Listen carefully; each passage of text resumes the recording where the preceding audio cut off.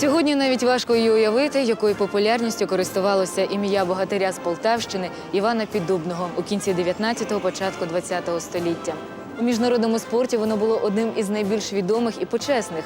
Його називали чемпіоном чемпіонів. Таким титулом до нього ще ніхто не володів. Іван ділив людей на сильних та інших.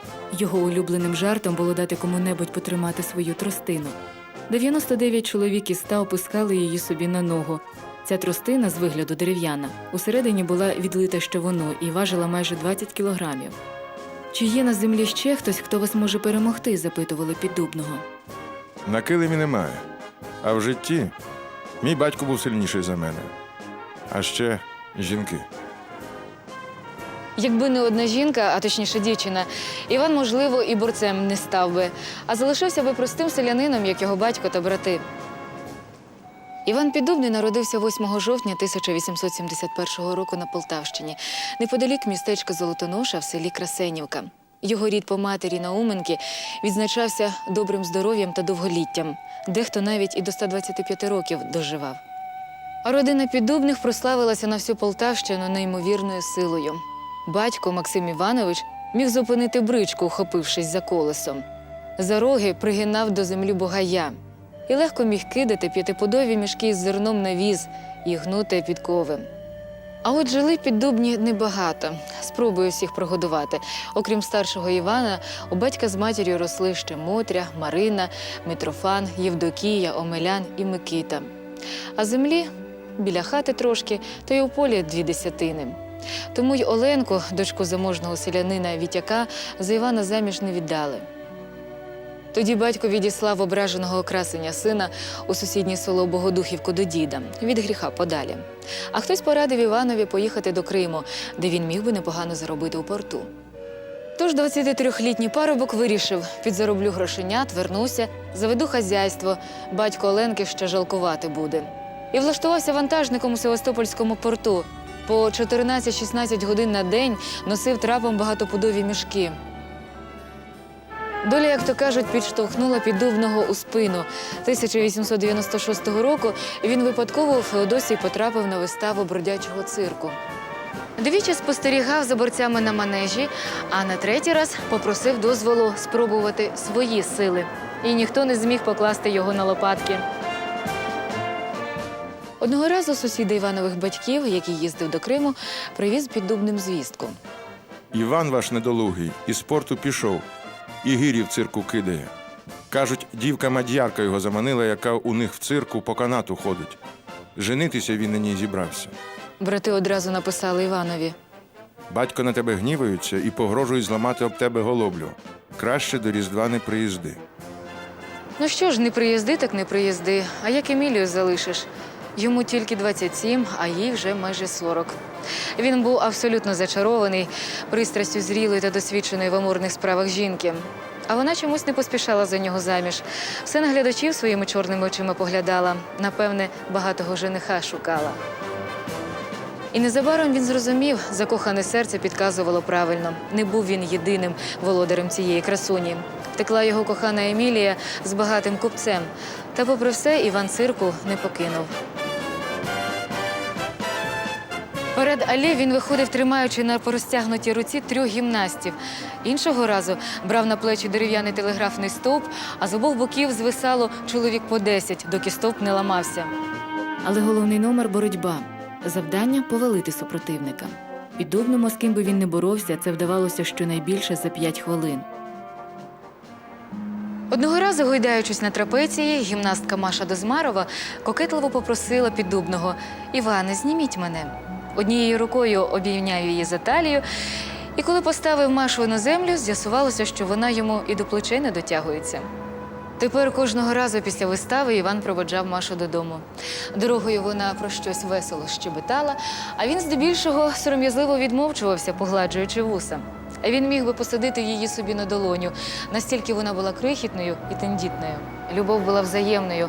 Піддубний вирішив одружитися, і тому дівчину називав своєю нареченою. Гастролі 1902 року у Тифлісі почалися з трагедії. У перший же день загинув від лапи розлюченого лева Приборкувач. А ще через день Іван, стоячи за кулісами, почув крики. Виглянув на арену, трапеція самотньо розгойдувалась під куполом. На арені, неприродно вивернувши голову, лежала мертва Маша. Убитий горем Іван неначе онімів. Упродовж кількох місяців він мовчки лежав і плакав у готельному номері. Він вирішив покінчити з цирком. Але несподівано він отримав телеграму із Петербурга. Його кликали до столичного атлетичного товариства. Не відкладайте приїзд, так як він пов'язаний з вашою майбутньою кар'єрою. Президент товариства граф Рібоп'єр. З того часу, за 4 роки, з 1905 по 1909, Іван 6 разів був чемпіоном світу з боротьби і за понад 40 років залишався непереможним борцем у світі. Піддубний прославився як великий майстер французької боротьби, але згодом в Америці, де не визнавали цього виду спорту, йому довелося опанувати і боротьбу вільного стилю. 1910 року 39-річний Іван Піддубний одружився із жінкою сліпучої краси. Це була актриса Антоніна Квітко-Фоменко. Розпрощався з Ареною і разом з дружиною та двоподовою скринею золотих медалей повернувся у рідне село на Полтавщині. Він мириться з батьком, який вважав спортивну кар'єру сина безпутною. Купує 200 гектарів землі, щедро наділяє нею свою рідню, будує у Богодухівці садибу. Дружина повністю розділяла пристрасть чоловіка до господарювання і господарством захопилася серйозно. Навіть пропонувала виписати з Австрії механіка, щоб збудувати 2 млини. У цій сільській ідилії Іван Піддубний прожив 3 роки. Але поміщик з Івана вийшов поганий, і він розорився. Один з його млинів зі злості спалив його молодший брат. А другий, так само як і маєток, йому довелося продати, щоб сплатити борги своїм кредиторам.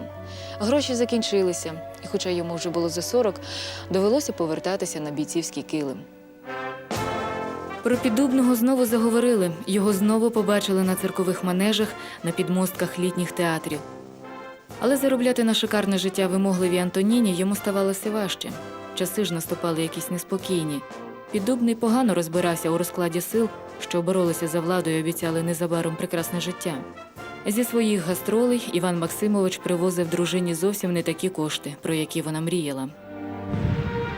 1919 року під час гастролей в Одесі він дізнався, що Антоніна втекла з денікінським офіцером, прихопивши з собою скриню із чемпіонськими медалями чоловіка – 2 пуди золота.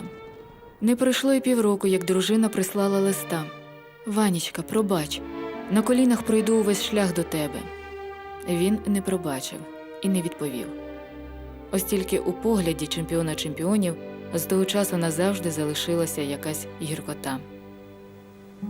У 53 роки Іван Піддубний зустрів своє останнє кохання. На гастролях у Ростові-на-Дону він познайомився з Марією Семенівною, мамою молодого борця Івана Машоніна, якого він ще хлопчиськом наставляв на правильний борцівський шлях.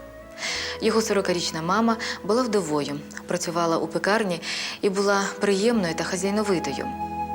Гастролі ще й не закінчилися, а Піддубний вже зрозумів, що бачити Марію Семенівну щодня стало для нього необхідністю. І утворилась у Івана Піддубного нова сім'я, цього разу міцна і справжня. А сім'я вона грошей потребує. Неп поніс його по містах і селах, навіть заніс до Німеччини, потім до США. Там Піддубний мав справжній фурор, об'їхавши всю країну. У 57-річному віці він був визнаний найкрасивішим чоловіком на міжнародному конкурсі чоловічої краси у США і проголошений чемпіоном Америки. 1927-го, обтяжений кочовим життям циркового артиста, Іван вирішує повернутися додому, до рідного села. Але за порадою дружини, яка була родом з Ростова, разом з нею та пасенком оселяється у сусідньому містечку – Єйську. Піддубному 63. Але він продовжував боротися, укладаючи на лопатки і набагато молодших за себе. Але слава – це не вічне свято. 1937 року Івана Піддубного запроторили до в'язниці Ростовського управління НКВС. Там його катували електропаяльником, вимагаючи назвати номери рахунків і адреси закордонних банків, де він міг би тримати свої заощадження. Та за рік його випустили. Часто Піддубний розповідав, що його ув'язнили за пашпорт. Піддубного записали «русским» і літеру «і» в прізвищі замінили на «о». Міліція на його заяву обміняти документ відмовила. Тоді він сам виправив прізвище літеру, закреслив слово «русський» і написав «українець». У перші ж дні окупації Івана Максимовича затримали люди з гестапо. Вони побачили 70-річного чоловіка, що спокійнісінько ходив по вулиці у солом'яному капелюсі, у сірій сорочці на випуск і з п'ятикутною зіркою на ній орденом Трудового червоного прапора. Слава врятувала Піддубного.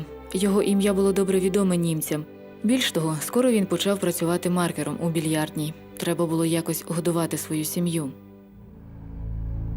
У лютому 1943-го у Єйськ увійшли частини Червоної армії. На Піддубного посипалися доноси, мовляв, на німців працював. Провели ґрунтовну перевірку, але ніяких фактів співпраці з фашистами не виявили. Його роботу у більярдній кваліфікували як чистий комерційний заклад. І хоча у переможному 45-му йому нібито прощають гріхи, нагороджуючи званням заслуженого майстра спорту, потім влада його просто викреслює з життя, примушуючи вже немічного і старого чемпіона чемпіонів побиратися між людьми. І Піддубний, предки якого доживали до 125 років, не дотягнув і до 80, помітно почав здавати. Він навіть не виходив на призьбу перед будинком і вже не гуляв улюбленим маршрутом від дому до лиману. А інколи від недоїдання він звалювався на ліжко і так лежав декілька днів, щоб хоч якось відновилися сили. Помер Піддубний 8 серпня 1949 року від інфаркту на 78-му році життя. Збирали його в останню путь усім містом, бо у прославленого борця, яким би по праву пишалася будь-яка держава, не було навіть костюма. Усі свої спортивні нагороди він виміняв на хліб. Поховали його не на кладовищі, а в міському парку, де в роки війни ховали загиблих льотчиків. Поставили просту огорожу. На дощиці написали «Іван Піддубний». Незабаром могилу буквально стерли з лиця землі. У парку паслися кози і корови. Галас підняли американці. Як це? Могила чемпіона чемпіонів травою поросла. Справа закінчилась гранітним пам'ятником. На чорному кам'яному надгробку вибито «Здесь русский богатырь лежит». У 1988 році стела на його могилі була розбита, і на ній брунатною фарбою було написано «Хохол Петлюровець». Іван Піддубний завжди відхиляв вигідні пропозиції махінаторів від спорту та політики, бо до кінця життя пам'ятав напутні слова батька, який, випроводжуючи його із села до Севастополя на заробітки, сказав: «Пам'ятай, Іване, що роду ти з батька матері козацького, запорозького, і що козаку честь дорожча матері, дорожча батька рідного. Запам'ятай, Іване, продаси честь, не син ти мені, і я не батько тобі».